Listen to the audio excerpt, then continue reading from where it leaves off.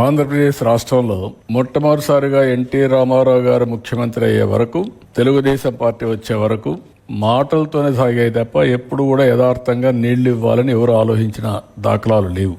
First time Telugu Ganga project NT Rama Rao గారు ఆ రోజు నీళ్లు ఇవ్వాలి తమిళనాడుకు అందరూ చెప్పిన తర్వాత 3 రాష్ట్రాలు 5 టీఎంసీ నీళ్లు ఇవ్వాలని, ఆంధ్ర, కర్ణాటక, అప్పుడు సమైక్యాంధ్ర, మహారాష్ట్ర ముగ్గురు ఇవ్వాలంటే ఇందిరాగాంధీ సమక్షంలో ఒక అగ్రిమెంట్ జరిగింది.